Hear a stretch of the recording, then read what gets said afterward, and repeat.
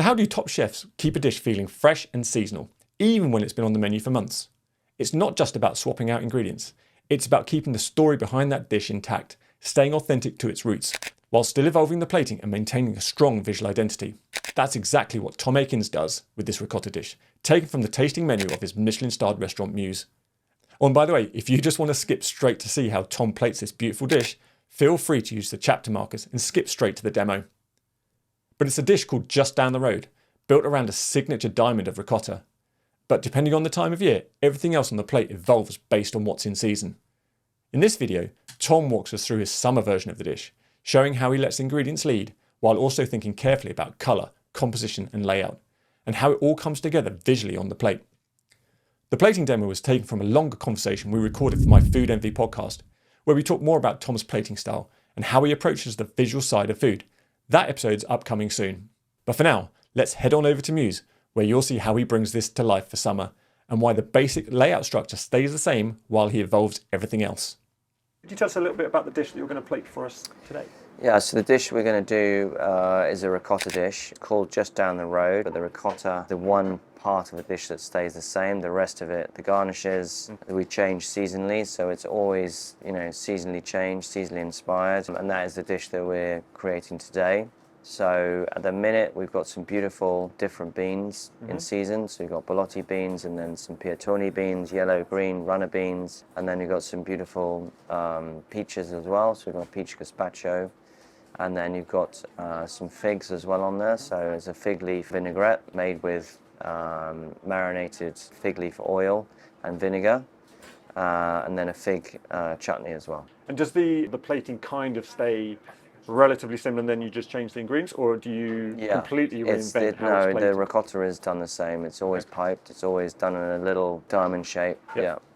But everything else changes. Interesting to see how you constantly keep established dish new and fresh and things like that. So I guess the ingredients is what drives it, though. It is, yeah, totally. It's the ingredients, and then that will also then creatively make you think of how it can be presented. And if you're thinking about how to present your food a little better, I've put together something that might just help. It's called the Plate Like a Pro Checklist, a free, downloadable guide that walks you through some of the same design principles chefs like Tom use to make their food look intentional, balanced and visually striking. And if you want to go that little bit deeper, my book, The Plating Gym, is packed with real-world frameworks and creative exercises to help you develop your own visual style and actually enjoy the process of plating. Both links are in the description. Now here's something I'd love to know. When you're plating a dish, do you lead with the ingredients you've got, or do you start with a layout idea in your head? Write ingredients or layout in the comments. I'm genuinely curious to see how you approach it. Right, back to the demo and see how Tom brings this plate to life. So I've got the ricotta here in my hand, and I'm just going to pipe this on first. It's called Just Down the Road.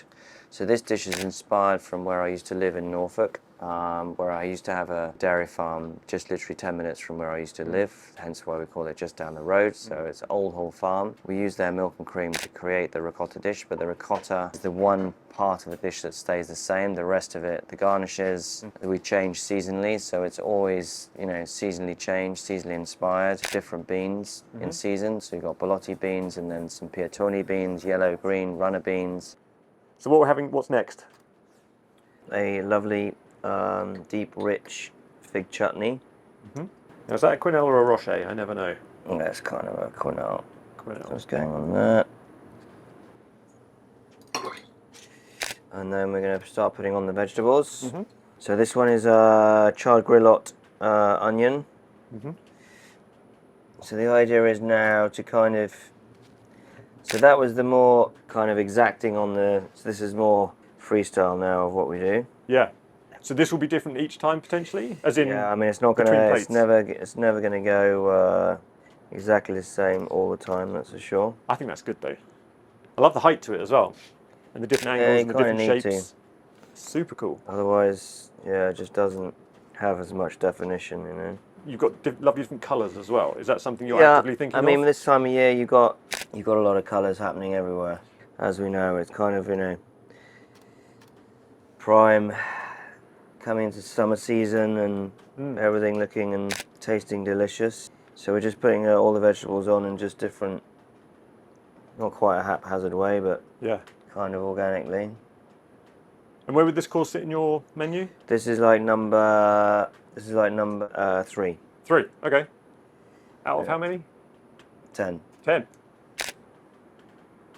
And when was the original incarnation of this dish? It's only been on the menu probably about a month. Because you change it sort of every 6 weeks, or this is... Well, this one has been on for like a month, yeah. Okay. Yeah, not longer than that. So now we put these beans on. Are you blessed with a steady hand? I've got quite a steady hand. I'm looking at it, I'm thinking there's no chance I can get that done.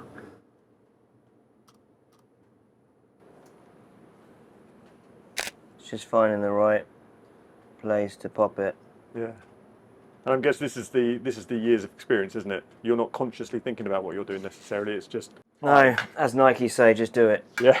And then we just put on some herbs. So we basically put the herbs on and then it's just the dressing and that's it. So we got some little Yeah, what we got? little broad bean flowers. So we put these on.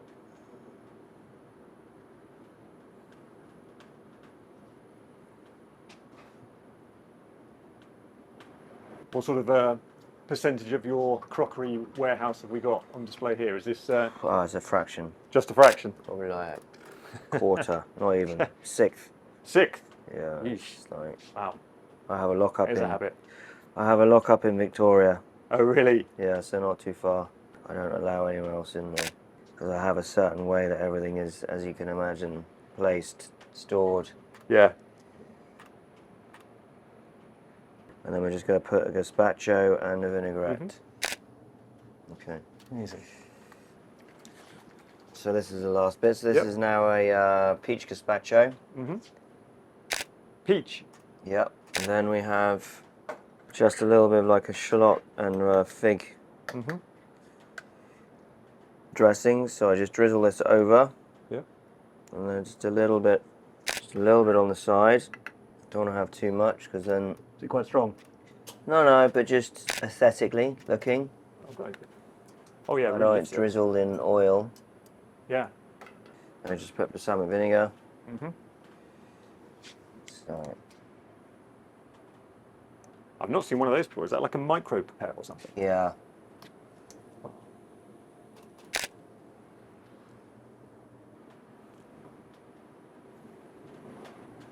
Okay, here we go. Wow.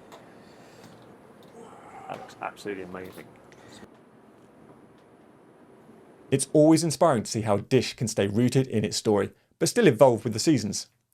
What stood out to me is how Tom keeps the core idea consistent, the ricotta, the layout, but lets the ingredients and presentation adapt naturally over time. It's thoughtful but never overworked.